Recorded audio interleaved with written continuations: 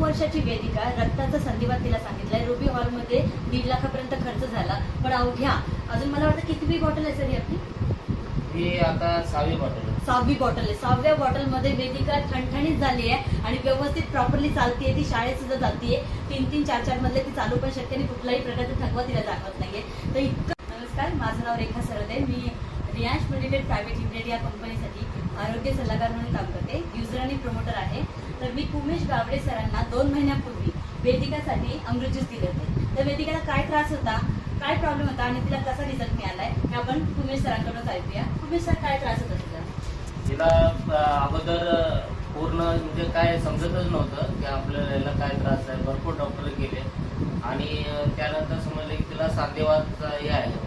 कोणता सांधेवात? सांधेवात हे पहिलं हड्डीतला जॉईंट सांधेवात असं डॉक्टरनं सांगितलं. त्याच्यावरती भरपूर ट्रीटमेंट दिली डॉक्टरनं, पण त्याने काही फरक नाही होता पडला थोडा. त्यानंतर समजलं की रक्तातला सांधेवात आहे. रक्तातला सांधेवात असल्यानंतर त्याला कम्प्लीट आता 2 वर्ष तिला डॉक्टरकडे ट्रीटमेंट चालूच होती आणि तिला म्हणजे ट्रीटमेंट चालू होती तोपर्यंत थोडंसं चांगलं वाटत होतं, पण ट्रीटमेंट संपली की परत ते त्रास व्हायचा. मग त्रास म्हणजे काय नेमकं व्हायचं? त्रास म्हणजे चालताना बसताना त्याला होत नव्हतं. असं चालताना